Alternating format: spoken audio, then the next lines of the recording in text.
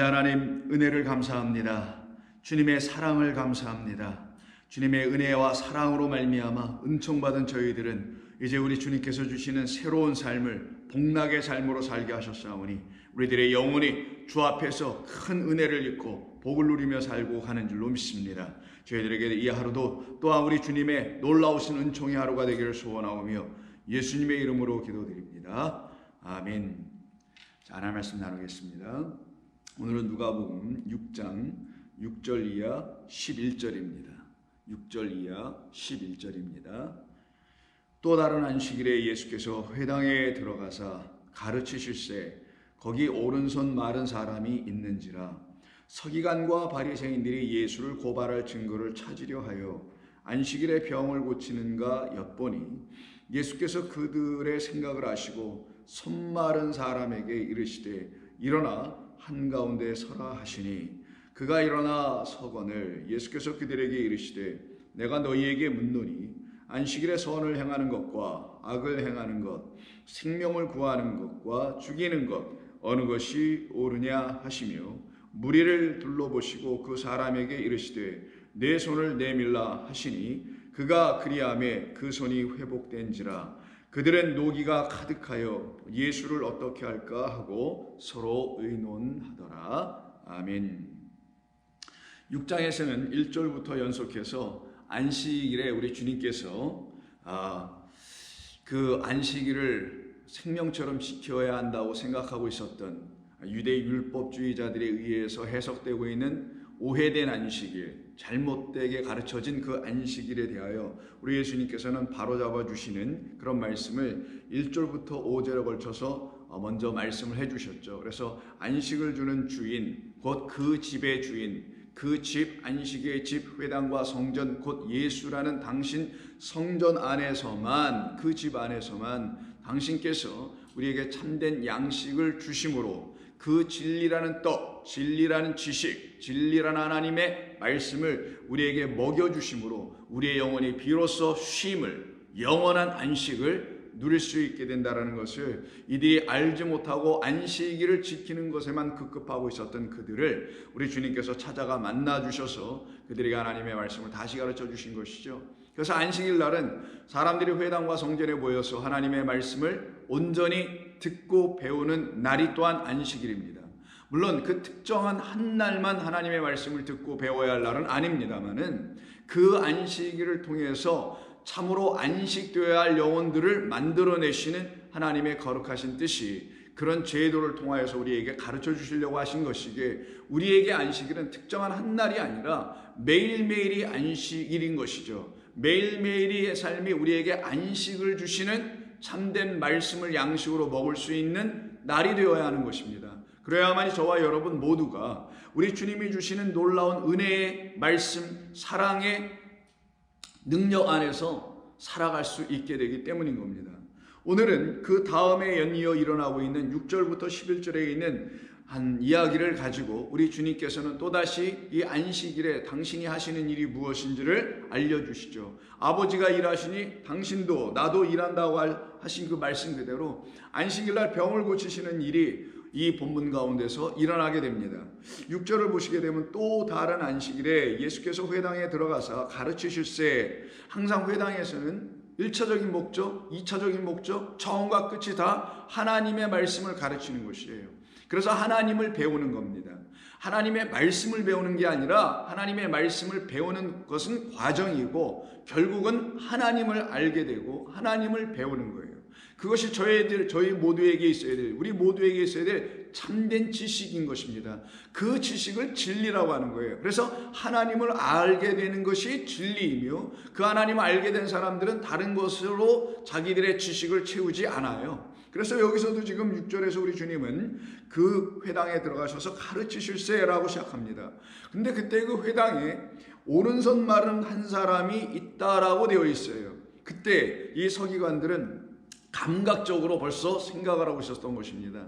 어떤 생각을 하고 있었냐면 이미 예수님께서 회당에서 병을 고치시는 이야기가 있었었거든요. 바로 그런 중풍병자를 고치는 이야기라든가 등등 여러 가지가 있다 보니까 이들은 이미 예수님에 대한 이야기를 알고 있고 듣고 있었던 사람들 아니었겠어요? 그래서 예수님을 향하여 벌써 나름대로 어떤 생각을 감각적으로 갖고 있었던 것이 무엇이냐면, 저 예수가 오늘 또 다른 안식일에 저 손 마른 사람을 고쳐냄으로 안식일법을 어기는 그 일 행함, 그것을 또 하고 있지는 않을까, 하지는 않을까 하고 귀추를 주목하고 있는 상황이었던 것이죠. 그래서 7절에 보니까 서기관들과 바리새인들이 예수를 고발할 증거를 찾으려 했다. 그건 뭐겠어요? 안식일에 병을 고치는 것을 통하여 이런 거겠죠. 그래서 안식일에 병을 고치는가 이렇게 엿보고 있더라고 7절에서 말을 하네요. 그래서 안식일에 만약에 예수님께서 그 손 마른 사람을 고쳐내기라도 한다면 닭달같이 달려들어서 안식일법을 들여대밀면서, 예수님에게 이렇게 들여대밀면서 당신은 이 안식일법을 지금 거역하고 어긴, 그런 율법을 어긴 사람이라고 고발을 하려고 작정을 하고 있었다라는 거예요. 바로 그와 같은 그들의 생각을 아시고 오히려 예수님께서 일어나 그 손 마른 사람을 사람들 가운데 세워놓으십니다. 그리고 모든 사람들이 다 보게 만들어 놓으시고요. 9절에서 말씀하시기를 내가 너희에게 묻노니 안식일에 선을 행하는 것과 악을 행하는 것, 생명을 구하는 것과 죽이는 것 어느 것이 옳으냐라고 오히려 병을 고치기 전에 이 이야기를 먼저 주시네요. 그건 무슨 뜻이겠어요? 예수님께서 병을 고치시는 게 목적이 아니라 이 말씀을 가르치시는 게 목적이었다라는 거잖아요. 그럼 9절에서 선을 행하는 것과 악을 행하는 것, 생명을 구하는 것과 죽이는 것 어느 것이 옳으냐라는 이 말씀 안에는 율법을 하나님께서 주신 이유가 무엇인지 아느냐, 이걸 물어보신 거겠죠. 그 뜻이 너희에게 온전히 가르쳐졌더라면 여기서 반드시 선한 일과 생명을 구하는 일을 행해야 되는 것이 안식일날 하나님의 백성들이 모여서 해야 할, 그들 가운데 또한 일어나야 할 하나님의 거룩한 일이 아니고 무엇이겠느냐. 내가 병을 고치는 게 목적이 아니라 안식일을 통하여 하나님께서 백성들을 모아놓으시고서는 그들에게 당신을 증거하시는 하나님의 말씀을 온전하게 가르쳐내지 못하는 너희들 가운데 바로 이와 같은 사람, 그 가르침을 온전히 듣지 못하여 이렇게 손말라 죽어가고 있는 한 사람, 그와 같은 사람을 세워놓으신 것은 그들 모두가 사실은 이 한 사람, 손 마른 사람과 다를 바 없는 사람들이라는 것을 예수님께서 보여주시려고 그들 한복판에 세워놓으셨던 것입니다. 그 사람 한 사람을 벌줌하게 만드시려고, 창피하게 하시려고 세워놓으신 것이 아니라 그들 모두는 그 한 사람을 바라보면서 그 사람과 자신이 다를 바가 없는 같은 사람이라는 걸 알게 해주려고 했던 것이에요. 그래서 여러분들께서 하나님의 말씀을 이렇게 읽고 이 하나님의 말씀을 여러분이 접하실 때도 이 손 마른 사람과 여러분은 같은 사람이라는 그 동질성을 여러분들이 여기서 회복하여 바라볼 수 있어야만이 이 말씀을 통해서 우리 주님이 주시려고 하는 뜻이 무엇인지를 알아갈 수 있게 되는 겁니다. 그리고서는 무리를 눌러보시고 그 사람에게 이르시기를 내 손을 내밀라 하시니 그가 순종하여 그리하매 그 손이 회복된지라. 바로 이 일이 바리새인들이 엿보려고 했었던 일이었죠. 바리새인들은 지금 9절에 있는 말씀은 관심이 없고요. 즉 선을 행하는 것과 언제? 안식일에, 또한 안식일에 생명을 구하는 것, 이 일에는 관심이 없고 이 안식일에 이들이 모여서 어떤 마음을 갖고 있었냐? 악을 행하는 것과 사람을 죽이는 것, 여기에만 가득하여져 있음을 우리 주님은 8절에서 뭐라고 그랬어요? 그들의 그와 같은 생각을 아시고. 그거는 무슨 말인가요? 율법이란 하나님의 말씀, 우리를 살려내시기 위해서 우리에게 주신 말씀, 생명을 주시겠다는 약속의 말씀을 잘못 취하면 이렇게 악을 행하고 죽이는 일에 가득한 마음, 그것을 11절에서는 노기가 가득하였다라고 이야기하고 있습니다. 화가 가득했다라는 거예요. 그것으로 이들이 뭐하고 있었다라는 거예요. 7절에서 예수를 고발하려고 했다라는 거예요. 고발할 증거를 찾으려고 했다라는 것이죠. 그런데 여기서 이들이 분명히 그들의 눈앞에서 예수님이 그 손 마른 사람을 고쳐내심으로 그들의 생각에 근거해서 볼 때 안식일법을 어긴 것이 분명히 맞아 고발할 증거를 갖고 있었음에도 불구하고 정작 고발을 하지 못하고 있다는 거예요. 왜요? 예수님께서 행하신 것이 선한 것이고 예수님이 행하신 것은 바로 안식일에 모여든 모든 사람들에게 일어나야 할 죽어있는 그들을 살려내셔 생명을 주시는 일이었으니 여기에 대하여 그들이 예수님을 고발할 증거를 가질 수가 없었던 거예요. 근데 이들은 왜 예수를 이렇게 고발하려고 했을까요? 그들 가운데 이렇게 왜 노기가 가득했어야 될까요? 그것은 무엇 때문에 그랬을까요? 도대체 이들은 왜 예수님을 이렇게 고발하려고 했을까요? 고발할 예수님이 당하시는 것은 한두 번이 아니었었습니다. 예수님은 수없이 바리새인, 서기관, 제사장, 율법사 등등 유대인의 장로들에 의해서 끊임없이 쉼없이 쉴 새 없이 고발을 당했던 분이죠. 고발을 당했다는 게 무슨 말이겠습니까? 그 고발을 하는 자들의 눈에 가시거리가 되고, 그리고 그들의 생각에 걸림돌이 되고, 그들이 말하고 있는 자기들의 사회 안에서의 규칙과 법을 어겼기 때문에, 어긴 자로 보여졌기 때문에 고발을 당하는 것 아니겠어요? 그러니 예수님께서는 당시 예수님이 살아가셨던 그 당대의 사람들의 생각, 그 지배층들의 생각, 모든 사람들의 생각, 그래서 보편적인 그런 생각들과는 전혀 다른 차원의 마음과 다른 차원의 생각을 갖고 계셨던 분이었기 때문에 고발을 당하신 것이죠. 그래서 예수님의 생각은 그들의 생각과 달랐다라는 것을 이 고발의 과정과 고발 당하심을 통하여서 우리에게 보여주시는 것이죠.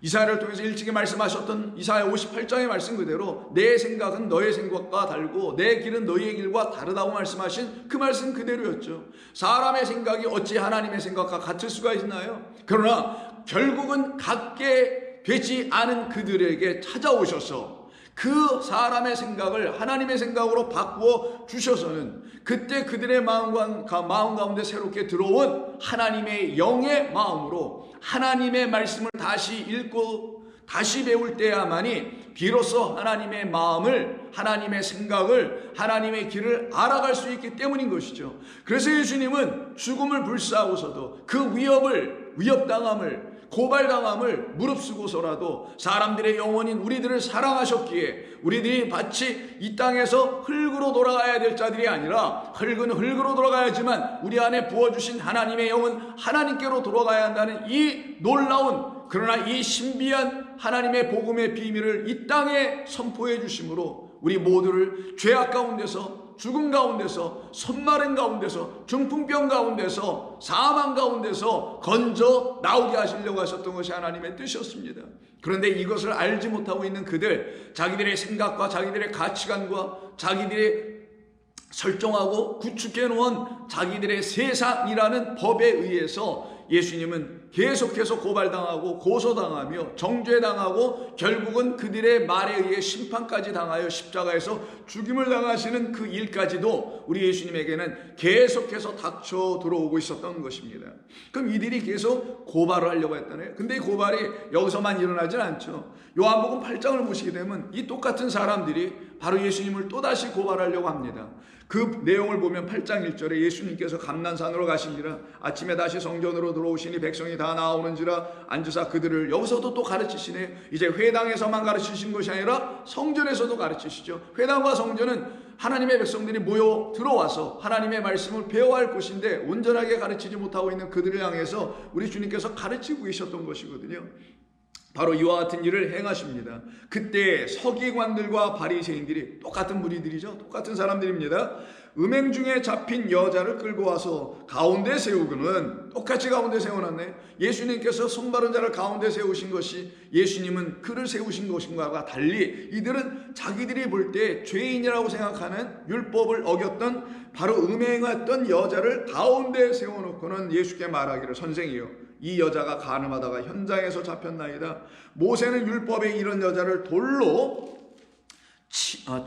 치라 명하였거니와 선생은 어떻게 말하겠나이까? 이렇게 물어봐요. 그럼 이들이 이렇게 고발하고 있는 이 여인을 데려다 놓고 돌로 쳐야 한다는 이 말은 어디로부터 근거해서 갖고 있다라는 거예요? 이 여인을 죽여야 한다라고 말하는 건 다 어디로부터 근거했다라는 겁니까? 율법이라는 거예요. 참으로 아이러니하죠. 예수님 뭐라고 그랬습니까? 안식일에 선을 행하는 것과 악을 행하는 것, 안식일에 생명을 구하는 것과 죽이는 것, 어떤 것이 옳으냐고 물어보셨잖아요. 근데 이들은 지금 뭐하고 있어요? 안식일에 회당에 들어가서 가르치고 계신데, 성전에서 가르치고 계신데 이 여인을 돌로 쳐야 한다라고 죽이는 것과 그런 악한 이야기를 하고 있더라는 거예요. 근데 이들은 조금도 악한 생각을 하지 않았어요. 그걸 악하다고 보지도 않았습니다. 왜? 그들에게는 자기들을 정당화시킬 수 있는 아주 중요한 무기가 하나 있었거든요. 그게 바로 무엇이었냐? 왜곡된 율법이었던 거예요. 율법이 온전하게 그들에게 깨우쳐진 하나님의 진리의 말씀이 되어 있지 않으니 이 말씀이 그들에게는 사람들을 죽이고 해하고 자기들의 정권과 세력을 구축해 나가는 도구와 무기가 되어 사용되고 있었던 겁니다. 그래서 돌로 언제든지 율법에 근거하여 쳐 죽일 수도 있는 상황을 이들은 나름대로 다 갖고 있고 고발할 수 있는 충분한 여건을 율법을 통하여 가졌다고 지금 보고 있는 것이죠. 그런데 이렇게 그 여인을 고발했던 이유는 사실은 그 여인을 고발하고자 함이 아니라 모세 율법을 가지고 와서 누구를 고발하고자 함이냐? 바로 예수를 고발하려고 했다는 것이죠. 그래서 그들이 이렇게 말하면 고발할 조건을 얻고자 하여 예수를 시험하였던 것이다 라고 말씀하네요. 결국 이 이야기를 통해서 예수님께서 그 여인을 그들의 고발에서 구원해 내시고요, 그들의 돌에 의해서 죽임당함을 면하게 하시는 놀라운 기적 같은 하나님만이 하실 수 있는 참된 지혜로운 말씀을 그들에게 던져주시죠. 뭐라고 하십니까? 7절 묻기를 계속 하니까 너희 중에 죄 없는 자가 먼저 돌로 쳐라. 너희 중에 죄가 없다고 생각하는 자가 있으면 나와서 한번 쳐봐라 라고 하나님만이 말씀하시는, 그 말은 뭐겠어요? 모든 사람이 다 죄인이라는 거잖아요. 의인은 하나도 없나니 의인은 한 분 하나님뿐이시요 선하신 분은 하나님 한 분밖에 없는데 너희 모두가 그래서 다 죄인이고, 그래서 다 죄인은 다 똑같은 존재들에 불과한데 죄인인 너희들의 손에 율법이라는 게 주어져서 그 율법을 들고 있는 죄인이 또 다른 죄인, 율법을 갖고 있지 않은 죄인을 정죄하고 있다라는 거예요. 율법을 갖고 있는 죄인은 그 율법으로 정죄를 하고, 율법이 없는 죄인은 율법을 갖고 있는 죄인들에 의해서 오히려 심판을 받고 있는 이런 어처구니 없는 상황이 여기서 지금 벌어지고 있는 것이죠.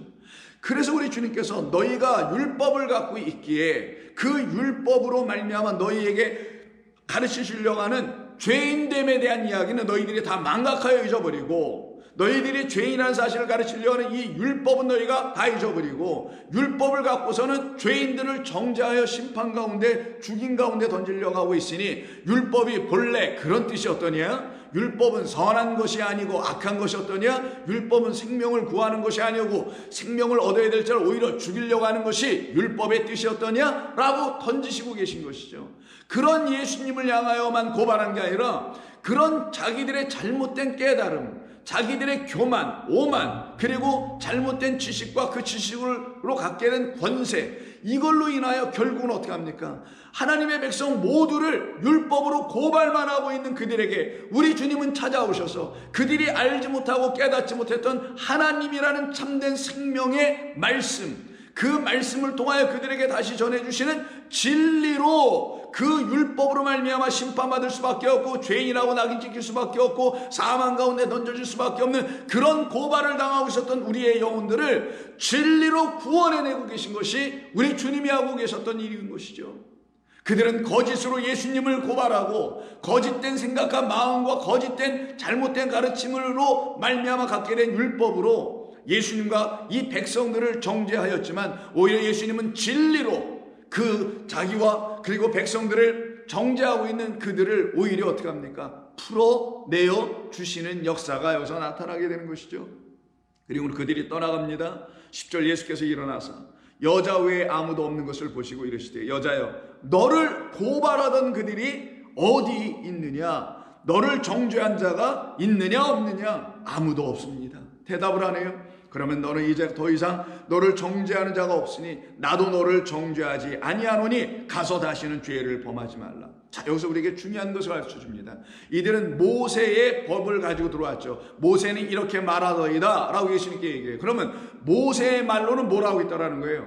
고발을 하는 말이었고, 율법은 고발을 하는 책이었고, 그러나 나는 너를 고발하지 않는다. 너를 고발하던 자가 어디 있느냐? 없지. 모세의 그 법이 너에게 더 이상 고발하는 법이 되어 있지 않지. 이 말을 하시는 거예요.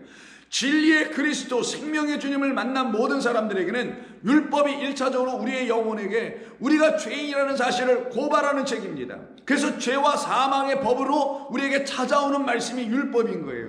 그런데 그리스도 예수를 만난 그런 음행한 우리 모든 존재들은 그 순간 우리를 고발하던 그 모세는 사라지고 이 율법은 그리스도 예수로 말미암아 완전히 풀려져 해방되어 우리 가운데 참된 진리가 되어 다시 들어오게 되는 겁니다. 그래서 예수님이 뭐라고 그래요?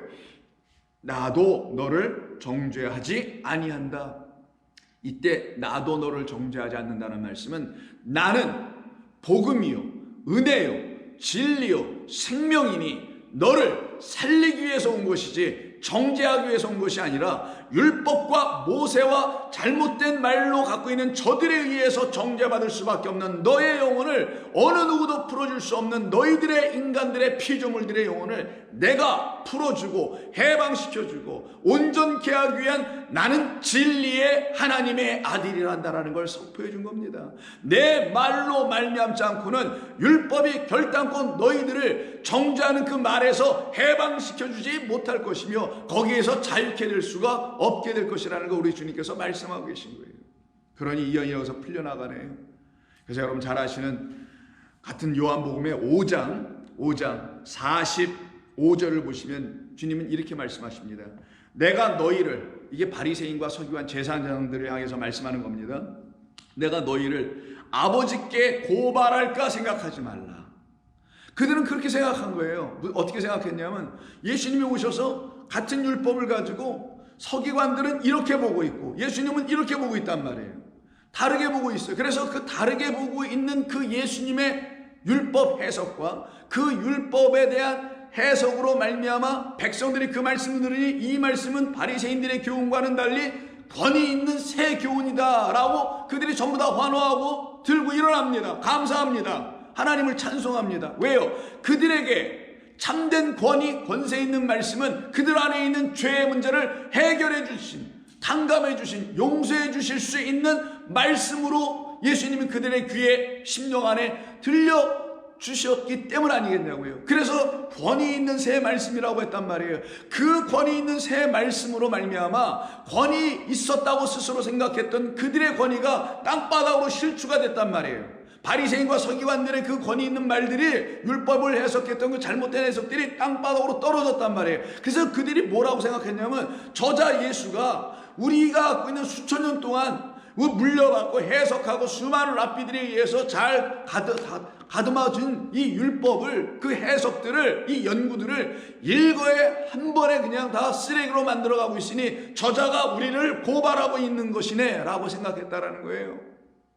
거기에 대하여 예수님이 말씀하신 거예요. 내가 너희를 아버지께 고발할까 생각하지 말라. 너희를 고발하는 이는 따로 있다. 누굴까요? 오늘 이 여인을 고발하는 자들이 따로 있고 이 본문에서 우리 예수님을 고발하려고 하는 자들이 따로 있었잖아요. 누굴까요? 바로 곧 너희가 바라고 있는 자 모세니라. 그래서 간음하는 여인을 붙들고 왔을 때도 그들이 모세로 뭐 했어요?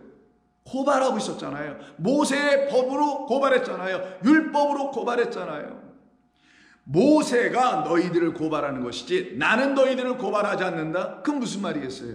모세는 너희들을 고발하였지만 나는 너희들을 그 고발에서 풀어내주고 고소를 취하하고 용서해줘서 죄 없는 자라고 고발당할 이유가 하나도 없는 자라고 나는 말해주러 온 자다 라고 말씀하시는 거예요. 그래서 모세를 너희가 믿었더라면 또한 나를 믿었으리니 라는 말씀이 곧 이어 46절에 나왔던 뜻은 너희가 모세를 믿었다면 나를 믿었을 거야? 이게 도대체 무슨 말이냐고요. 그들 모세 다 믿었죠. 근데 왜 예수님 왜 못 믿어요? 그런 말인가요? 그럼요. 그 말이 또 그것도 안 맞네. 이 말의 뜻은 뭐냐면 고발하는 그 모세의 법이 너희들을 고발하는 법이었다라는, 너희들이 그 모세의 법을 가지고 타인을 고발할 게 아니라 죄인이라고 너희 스스로 정해놓은 그 어떤 카테고리, 너희들의 카테고리 안에 있는 그들을 고발할 게 아니라 이 율법을 들고 있는 너 자신이 이 율법에 의해서 고발당하고 있다는 걸 너희들이 왜 모르고 있느냐. 율법은 너희들이 하나님의 은혜가 아니면 그 영원한 고발에서 풀려질 수가 없는 하나님의 잠근장치의 법이었다는 걸 왜 몰라? 너희에게 먼저 적용되어야 될 하나님의 고발자인 것을 왜 알아듣지 못하냐. 그래서 너희가 그 모세의 법을 그런 식으로 믿었더라면, 그러면 주님 이 모세의 법을 통하여 내가 정죄받고 있는데 그럼 나는 영원한 사망에 들어갈 수밖에 없는데 나를 살려주신다는 말씀은 어디 없나요? 라고 왜 그렇게 읽어보지 않았더냐. 성경은 사실 그 얘기를 하고 있는 것이었는데 하나님의 은혜로 긍휼로 자비로 말미암아 우리가 구원받을 수 있다라는 받게 될 것이라는 그 언약, 약속과 맹세에 대한 이야기였는데 너희들은 그건 다 버리고 율법을 들고 타인이나 정죄하고 있고 고발을 하고 있는 너희들은 도대체 누구더냐? 너희가 모세의 말을 바로 그렇게 정죄받을 수 없는 너 자신의 영혼을 구원하시기 위해서 하나님께서 그 메시아 그리스도라는 독생자를 보내시기로 하셨다라는 그 하나님의 약속을 너희가 믿었더라면 이게 모세를 믿는다라는 거예요. 그렇다면 너희가 나를 믿었을 것인데, 나를 두고 나 그리스도 누구 고발을 당할 수밖에 없는 너희들을 용서해주고 탕감하고 고발을 취하해버릴 수 있는 은혜의 주 나를 만날 수 있을 텐데, 진리의 말씀을 만날 수 있을 텐데, 진리의 말씀, 은혜와 진리를 갖고 사랑을 담고 있는 이 율법의 말씀을 나로 다시 들어야만이 너희들이 거기서 풀려나게 되는 것인데, 이 말씀을 하는, 그래서 율법 모세를 믿었더라면 그 안에 담겨있는 약속도 믿었을 것이며 그 약속을 이루기 위해서 성취하기 위해서 온 나의 말을 너희들이 받아들였을 테어인데 그러지 아니하는구나 라고 말씀하셔요. 그래서 너희를 고발하는 이가 따로 있으니 곧 너희가 말하는 자 모세이나 모세를 믿었더라면 또 나를 믿었으리라. 이는 그가 내게 대하여 기록하였기 때문이다. 그러나 그의 글도 믿지 아니하거든. 그의 글을 진리로 깨달아 알고 있지도 못하거든. 근데 어떻게 그의 글을 믿을 수 있겠느냐? 그래서 그의 글도 못 믿잖아. 그 말이 진리로 들렸으면 믿어졌을 텐데 진리가 아닌 법으로밖에 들려지지 않았으니 이걸 믿을 길이 없지 않았었겠느냐? 그래서 그의 글도 믿지 아니었거든. 하물며 나의 말 레마를 어떻게 믿을 수 있겠느냐? 이 복음을 은혜와 진리로 풀어내는 생명의 말씀이 이 율법 안에 담겨 있는 것을 가르쳐내고 있는 나의 이 권위 있는 세교훈을 너희들이 어떻게 믿겠느냐? 그래서 너희들을 정죄하는 것은 내가 아니요, 너희들을 고발하는 것은 내가 아니요, 오직 모세의 법이 너희들을 계속 고발하고 있는 것이냐?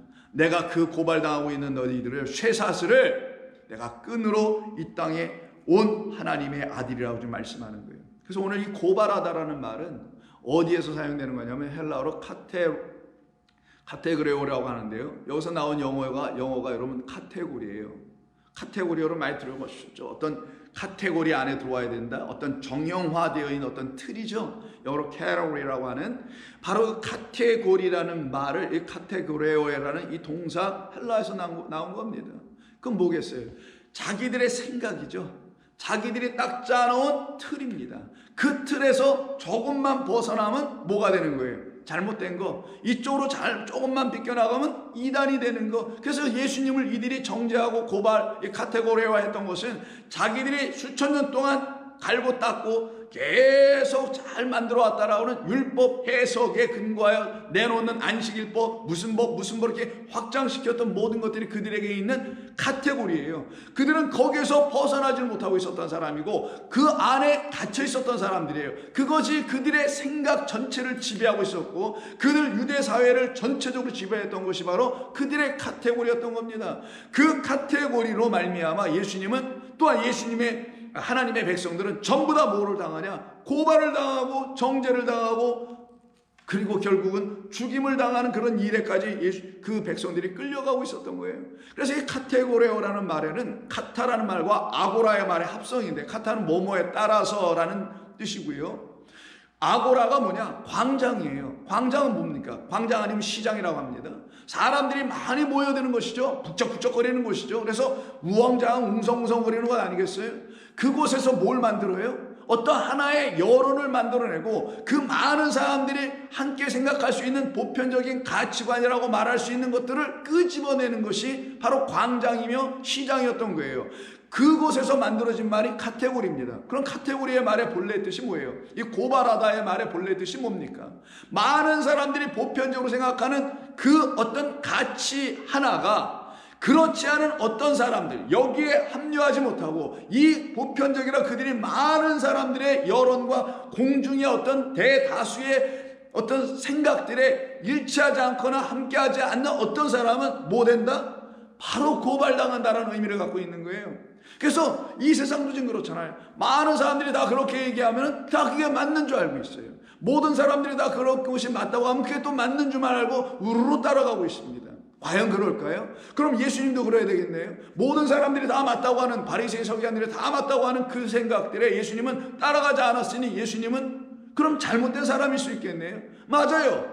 그 당시에 바리새인과 서기관 이런 사람들의 그 대다수의 사람들에 의해서 가르침을 받았던 수많은 또 다른 다수의 사람들의 생각과 달리 오직 하늘에서 오신 인자인 그리스도 예수는 아버지의 마음과 생각과 생명으로 오신 분이기에 그들 다수가 갖고 있는, 아니 인류 전체라는 다수가 갖고 있는 생각과는 다른 생각을 갖고 계셨던 분이었죠. 그래서 이 세상이 누구를, 그리스도 예수를 정죄하고 고발하고 심판해버렸던 겁니다. 이것은 똑같이 예수 믿는 저와 여러분들에게도 똑같이 나타나고 있는 것 아닙니까? 우리 모두도 그렇게 정죄받고 고발당하고 있는 것 아닌가요? 그래서 우리 모두도 하나님의 말씀을 가졌다는 이유로, 어떤 말씀? 이 세상의 수많은 사람들이 땅의 것만 보고 땅의 것만 가지고 생각하여 내놓는 소위 보편적인 가치관이나 universal value들, 그런 어떤 법들, 그들의 어떤 세계관들, 그들의 정신 구조들, 이런 것에 조금만 벗어나는 말을 하게 되면 여러분들은 똑같이 그들에 의해서 고발당하고 정죄받고 심판받게 됩니다. 왜? 여러분들은 땅에 속한 자가 아니요, 하늘의 것에 속하고 하나님에게 속하고 진리와 은혜의 말씀에만 속해 있기 때문 아닙니까? 바로 그렇게 속해 있는 자가 바로 이 손마른 자였다라는 것이고, 그 손마른 자가 왜 이렇게 손마르게 됐느냐? 그들에 의해서 고발당하고 정죄받고 심판당했기 때문에 생명의 말씀 물이 없어서 이렇게 말라버린 상태가 되어 있다는 걸 보여준 거란 말이에요. 그런 그를 우리 주님이 어떻게 하세요? 그래서 내가 너를 위해서 왔다라는 거예요. 바로 너와 같은 사람을 위해서 내가 왔다라는 거예요.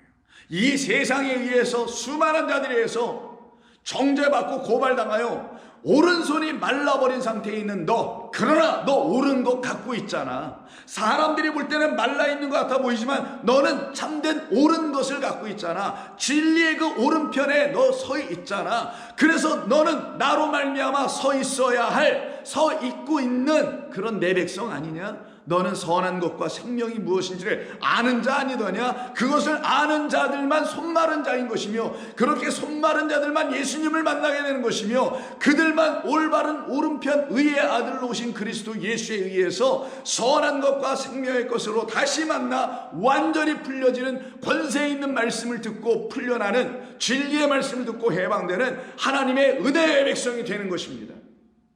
여러분, 저와 여러분들은 바로 이와 같은 축복을 누리고 있는 사람들 아니겠습니까?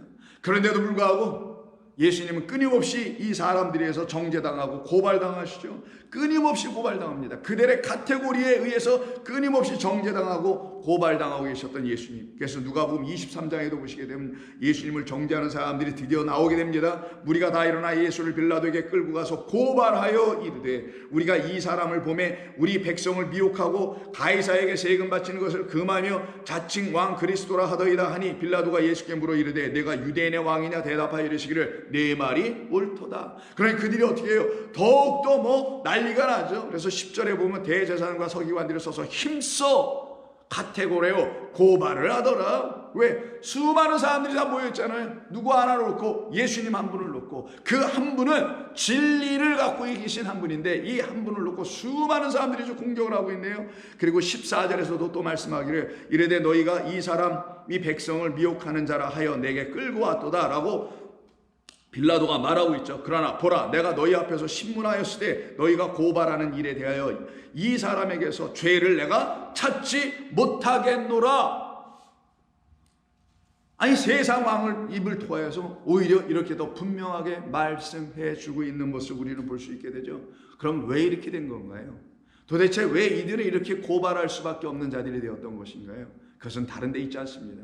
그들의 마음 가운데 참된 생명의 말씀을 깨닫게 하는 마음이 없어서 그랬던 거예요. 그 마음은 하나님이 주시는 마음이어야 됩니다.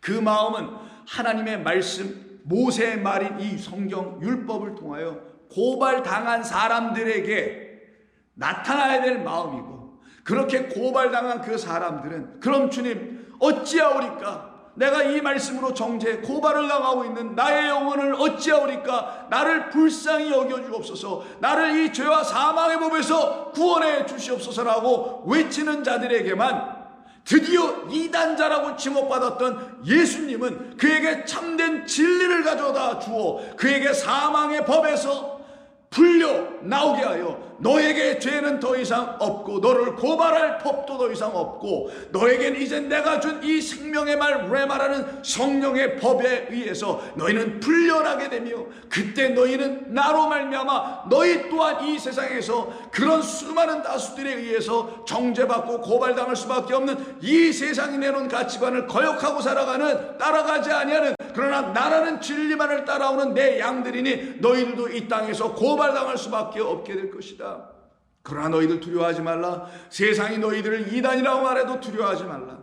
세상의 가치관과 합류하지 못하는 것에 대해서 난감해하지도 말라. 불편해하지 말라. 너희 안에 너희를 평화롭게 하고 안식을 주며 평강을 주는 내 생명의 말이 너를 구원하여 내지 아니하였더냐?